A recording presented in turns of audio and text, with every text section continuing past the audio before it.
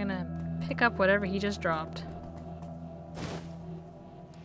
Ares flight recorder. Ah, that's what they were getting. I can probably sell that to what's his name now. Give me a minute. I want to see if there's shit I can steal. I guess not.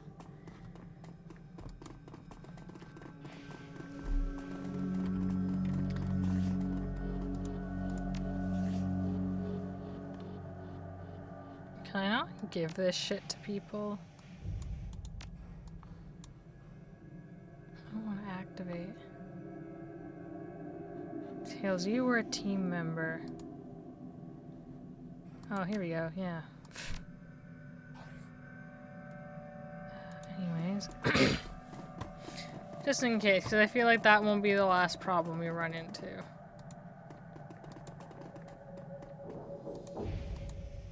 Oh, now summon the spirit. That's 3 spirits. That's a lot of spirits. Hey guys, how's it going? I said, hey guys, how's it going? The air grows cold, and the spirits of dead children coalesce from the vapor of your breath. Their cherubic faces are burned, and their lips quiver as if they're about to cry, but their eyes are round and vacant, and they glare at you now, unblinking. We are the innocents who have perished in the flames, choking on smoke as we fell from the sky, crying for our mothers. You bring anchors to your world, which was once home to us, and we will use them to testify.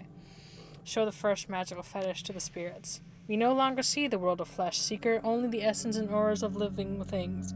Words, though, words may echo through the veil, and sometimes we may hear them. Last night, this place was filled with a scream that went on, drawing us to it. It was a man crying out for a witness as he died. And so we came to bear witness, but fled in terror before the malevolent spirit that profaned the man's remains. This spirit was other. It was not of this place. It had twisted its way through the veil and through the dark to come here. Show the second magical fetish. When the other had gone and we returned to our vigil, we found 2 creatures of flesh. One you would call an elf, unsullied by technology and able to channel the energies of the cosmos, yet his spirit was corrupted from within. He was dark and twisted, yet not like the other, so we did not flee. The second we knew to be Troll. Ribbons of essence has been flayed for him, leaving cold machinery behind. His aura was the aura of one simple and confused. Between elf and troll lay the remains of a man whose sister now chanced to us for justice. The elf, his essence remains in this place where the man died. Something has been left behind, a small part of him, perhaps.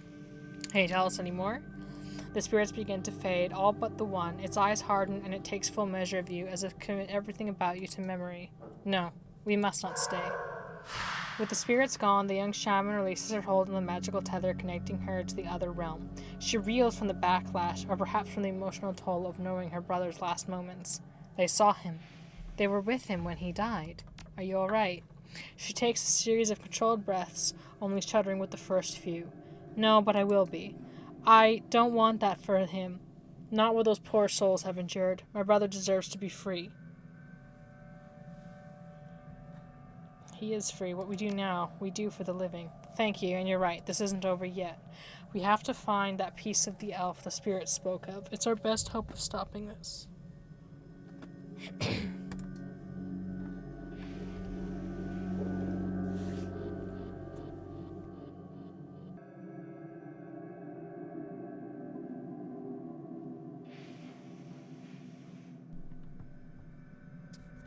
Okay.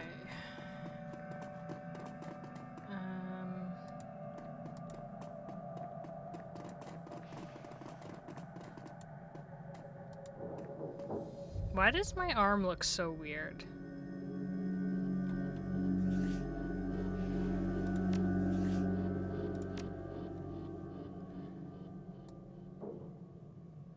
Yeah, why is it like a darker color than the other arm? That's odd.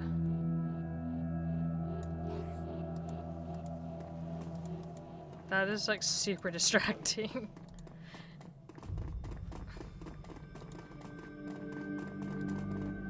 Look at all that garbage.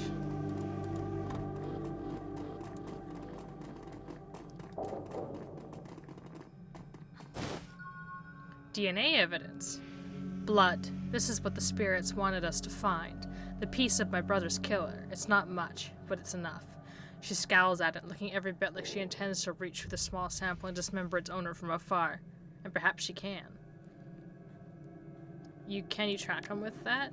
I can, given enough time, but I'm still feeling quite drained. I'll need to rest before I can try anything so involved. When I'm able, I'll commune with Bear, consult the spirits, and do what must be done.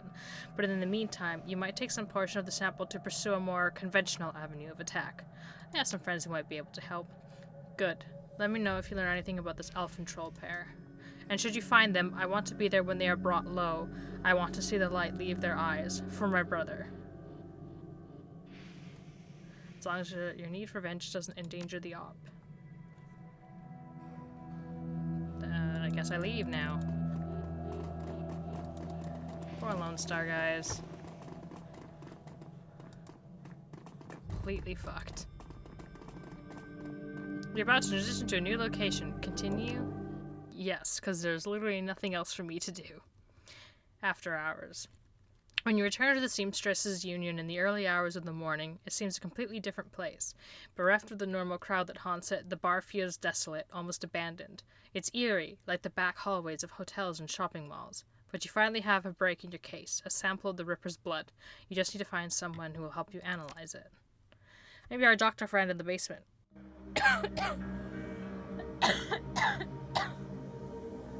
Without its colorful staff, cast of regulars, and imposing tourists, the Union feels hollow. The front bar and the lounge are deserted except for a handful of janitors. Mrs. Kabuto is in the back.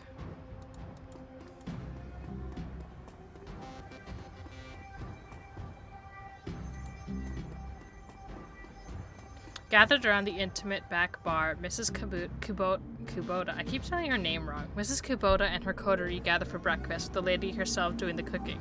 The smell of soy cap and something resembling sausages fills the room.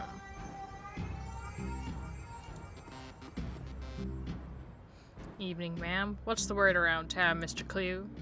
There's been more talk of the Ripper killings. Some people are saying they're hate crimes on account of the victims all being human. What if I told you the prime suspects were an elf and a troll? Still doesn't mean the killings are racially motivated. People are just too quick to label something a hate crime. Check the census. The city is still 66% humans. Close your eyes and throw a rock, you're more than likely to hit a human. Doesn't make it a hate crime. Still a crime, though, and that should be enough. This is the first real rise you've seen out of Mr. Clue, but he reins himself in with a roll of his thick shoulders and the smoothing of his jacket. Don't worry, not gonna start throwing rocks. Wouldn't want to reinforce the stereotype. I'll leave you to your business, ma'am. Ohio, would you like some? She stops. Forgive me, oh my, but you look like hell. Thanks, just the welcome I was looking for. She looks you over, noting the signs of your nocturnal activities. She nods. Any run you can walk away from is a good run. I agree. Good to be back in one piece. It is good to have you back. I can tell you've been busy, and I can tell by the look in your face that there's something you need. Is this about the Ripper? Yep, I found some DNA evidence and need help. That is excellent. I will unlock the piano so you may go downstairs. I am certain someone in the safe house will be able to help you if they are awake. It is likely that you will visit the Matrix before the day is done. May I take a sausage? Take the whole plate. Can I actually? Oh, no, I can't. Okay.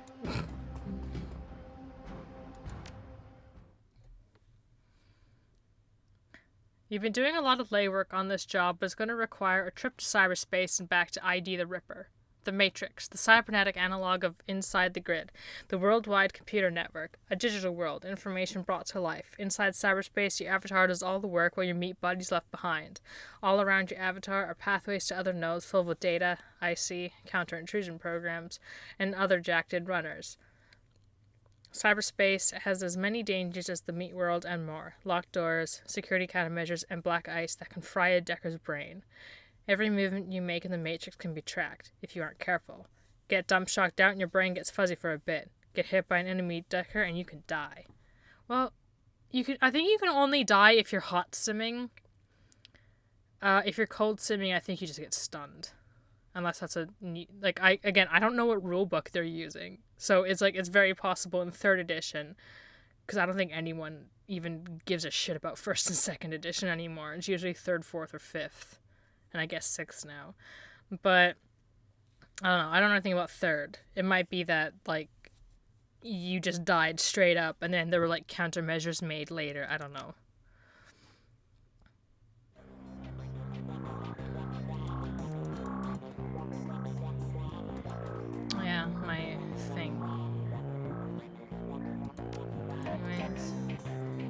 David Fry 2. Oh yeah, they're the dudes who do things. Oh hey, Van Grass. Actually, that reminds me, I should like update my shit. I've got a flight recorder. Wouldn't have to be an Ares flight recorder, would it? Some very powerful buyers are looking for that right now. I can get rid of it for you for say 20%, that leaves 2,000 for you. Etiquette corporate. I know what I have. Make it 2,500 and it's yours. Shrewd. Alright, I'll do you a favor. Okay.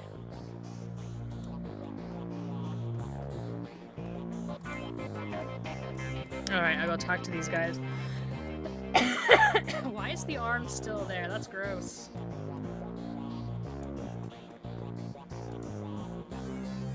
Morning. You look like you've been up all night. You look like you've seen some action, too. Can either of you two do a DNA analysis on a blood sample? Doc Castle's equipment isn't really set up for that. He considers for a minute. However, I could employ a semiconductor chip. It could decode DNA using a voltage change instead of light. That would eliminate the use of highly expensive equipment that would be required otherwise. He brightens. I just read a journal about it, so the information's still fresh. Frankly, it should be easy. What do you want to know about it? The owner's identity? Ah, that's beyond me. All I can get you is the gene sequence. But that's where I come in. David, if you can get me that code sequence, I'm pretty sure we can track its owner down via a matrix run. How? That's not how that works. Unless you're planning to hack into, like, databases that hold DNA, shit, like crimes, or maybe some of the corpse, but that doesn't necessarily mean you can find him. Will do. Let me have the DNA you want to test. So, when David gives me the sequence, I'll jack it and help you trace the blood sample back to its source. If this works, I'll bring in more than just a sample. Thanks, guys. If this works, we may find the Emerald City Ripper. No trick. He turns to Johnny, excited. Wake up, Johnny boy. You've got work to do. And Saul, if you need any gear, I'll be right here. I've just got a second wind. Meet you at my rig, Saul.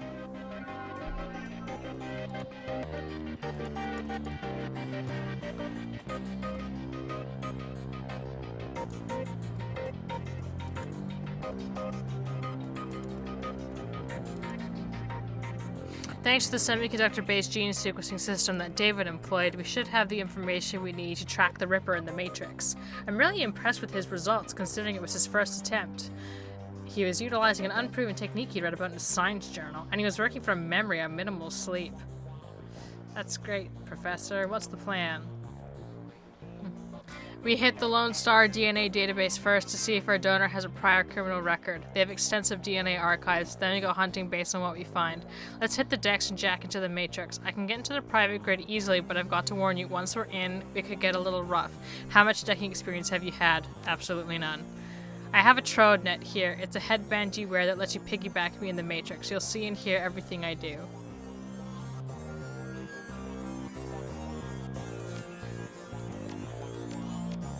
I guess I play as Johnny Clean. Your synapses light up as you connect your unconsciousness to the digital world. Although you aren't jacked in like Johnny, the sensation is overwhelming and electrifying. You can only imagine the way it feels for him. Oh. That's leaving. Oops.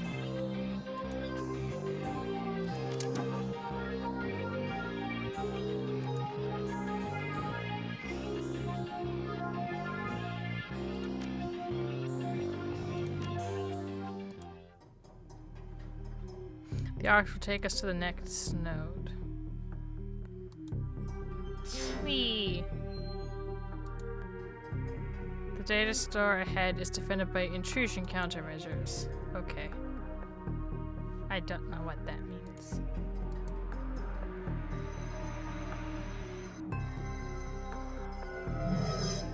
I have a feeling I'm gonna hate this.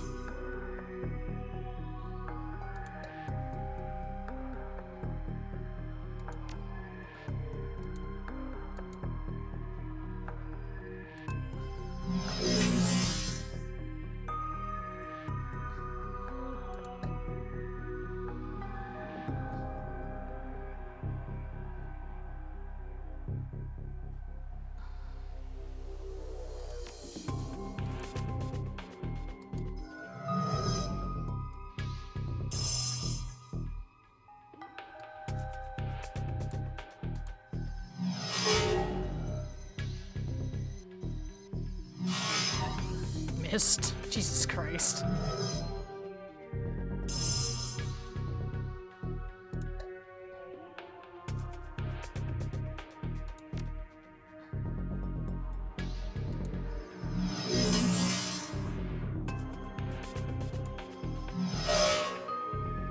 Yay.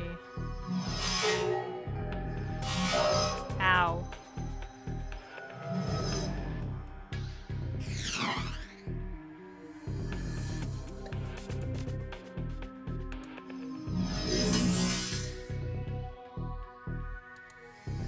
How is it that video game hacking is like just as boring as actual like Shadowrun hacking? Because it's super boring. I think even if you are the hacker, it's boring.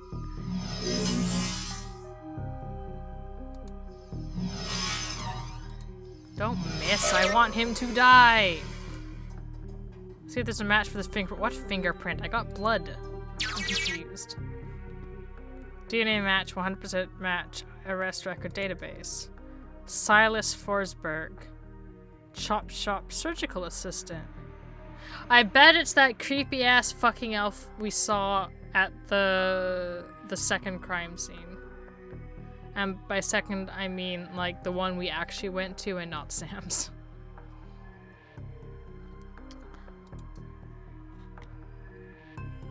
Well, another match to a dead man. Let's keep looking.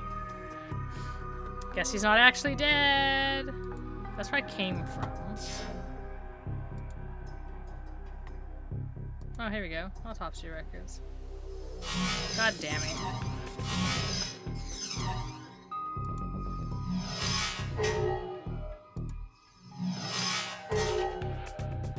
Haha, get wrecked, piece of shit.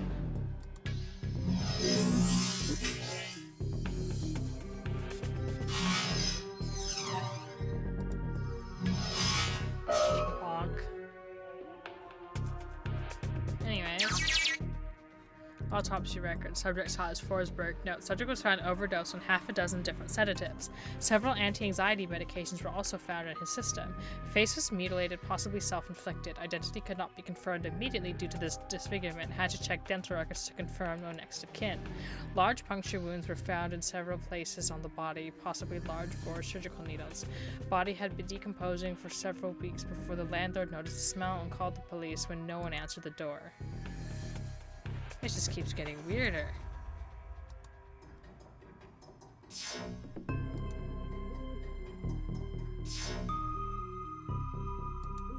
Got 2 more hits on this guy, huh?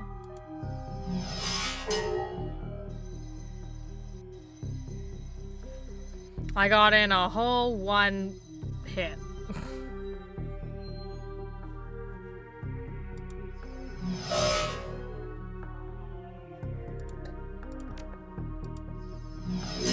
Bonk.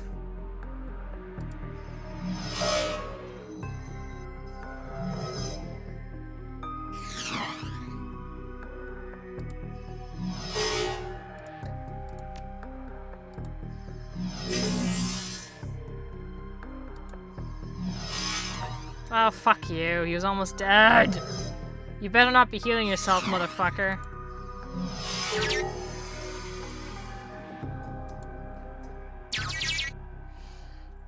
Silas Forsberg. The body of Silas Forsberg, a chop shop surgical assistant, was found in an apartment in Snohomish earlier this week. The body had been there for as long as a month, and Forsberg landlord noticed a rancid smell and contacted authorities. Lone Star representatives have issued statements saying Forsberg's death had been ruled a suicide. According to reports, his body... There are so many missing words in this text.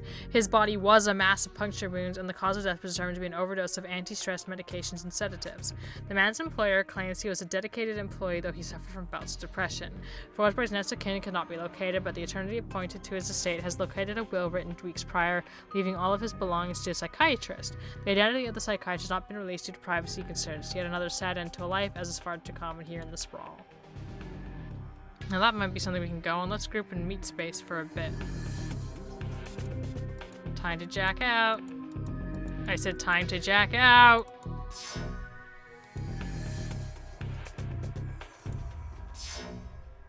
Yeep. Let's go. So here's what we know. Our DNA evidence belongs to a dead man whose death was never explained. He worked with chop shops, which fits with the living guy that you've met.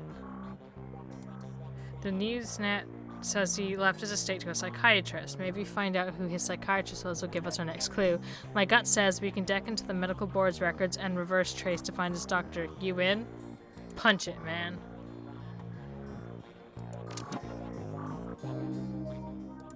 Zoop. Oh, that's terrifying. Holy shit.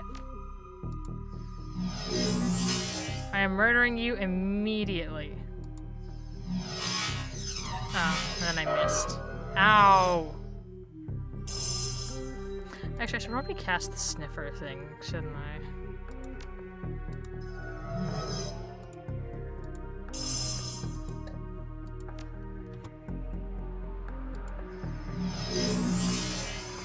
Get fucked! I missed.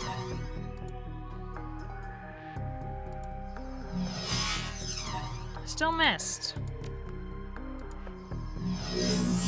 Please stop missing, sir. It's very rude of you. Bonk. There we go. Searching medical records for Silas Forsberg. Medical records located for Silas Forsberg. 2020 to 2030. Pediatric record partial. One particular pediatrician's history stands out from the rest. Child suffers from a chronic depression and social anxiety most likely caused by his physical abnormalities. We've seen many cases like this recently with the outbreak of changing children being born. With the aberrant physiology we've seen, there is no telling what sort of brain functions were affected. Prescribed a series of sedatives last year that seemed to have no effect, upping the dosage. Oops. Data missing or corrupted. Contact your administrator for help. The file is quite large and takes well over an hour to read through. The final entry, however, is the most significant. It is written by Dr. Henry Holmes. Silas has overcome significant mental disorders and no longer goes through periods of violent episodes. Latest medications have proven especially effective, but I believe that being treated by another elf has significantly impacted his treatment. Unfortunately, my efforts to maintain an emotional bond with him have proven challenging. He is bonded to me in an unhealthy and frankly in an unnerving way. His hero worship exhibits itself in the form of mimic speech patterns and adopting my dress. For this reason and for the health of the patient, I am assigning another doctor to his case. I will inform him at the next session. Oh. Got a name now. Dr. Holmes. Let's keep going and find out where he works. Watch out, that black ice could fry our brains and kill us. I guess that's what that is. I guess we want to kill it first.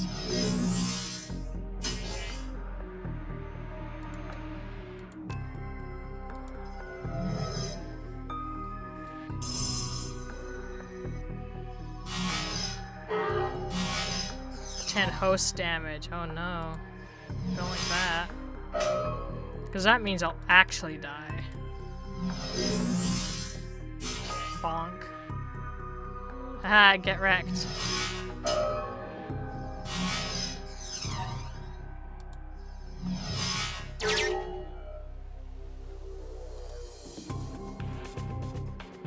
Look at him go. Little zoomy man. Oh, stop. Check previous employers.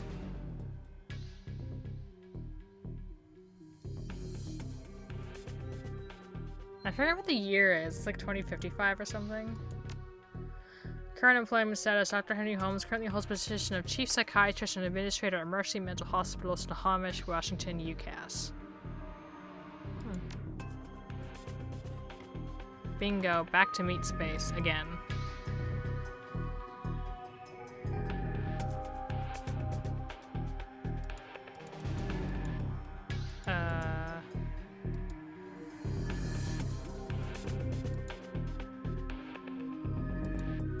Let's go. Reality is at the end of the day contextual, and as the meat world comes to focus, your head once again tries to settle on which world is the real one. While the philosophical question lingers, your meat body demands food and drink. You disconnect from your deck to find the Union safe house has risen.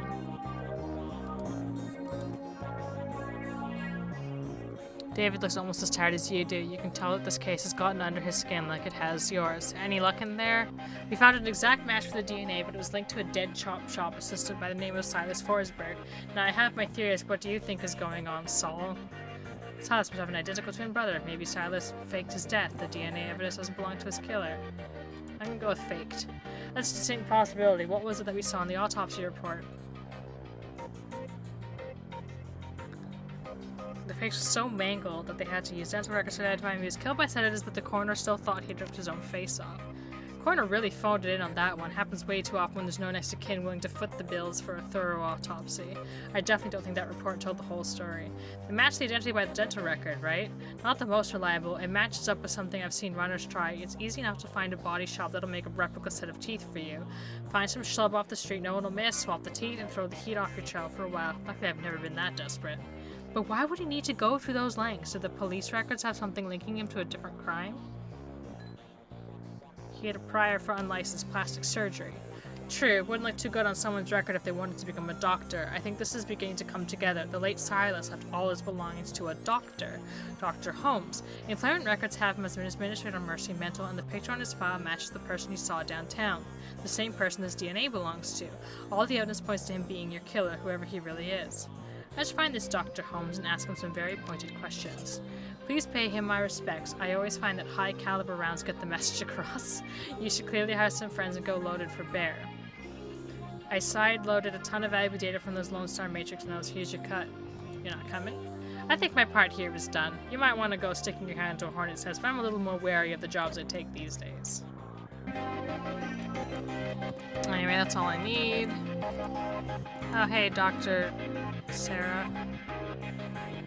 Just one glance is all you need to tell that the good doctor is exhausted. Her crumpled scrubs are stained with a mix of blood and other fluids too colorful to be naturally occurring in the human body. Her eyes are those of a person who's built up a substantial sleep debt and has no idea when or how to begin paying it off.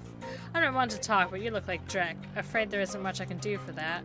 Dr. Castle snaps her fingers and calls forth the spirit normally seen perched on her shoulder. It appears from out of the ether, and the doctor immediately seems less fatigued than she was a moment before. Now what can I do for you? Alright, she has cyberware. I should buy more cyberware. Everything alright here, Doc? You at the Union? Yes, fine. I'm just getting back myself. Days here tend to be slow, so I volunteered at a medical center at the other side of Toursville, and I had a rough shift. I imagine most shifts in the Barrens are rough ones. By any measure, yes they are, but today was especially difficult. I didn't hear all the details. All I really know is what came in on the lips of the victims healthy enough to still speak. Apparently one of the Baron gangs incurred the wrath of the local Sulpo rings, leading to a rolling shootout through the city streets. Several bystanders were injured. But the real mess didn't begin until the party crashed into the yards of an old industrial plant out on Union Hill Road. They awoke some sort of toxic spirit, which then began running amok, causing easily as much damage as the initial battle. And we were left to pick up the pieces, of course. But enough about my troubles, let's hear about yours. I'd like to look at your cyberware!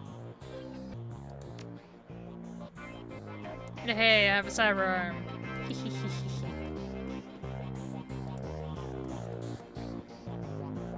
Oh hey, it's Mr. Delilah.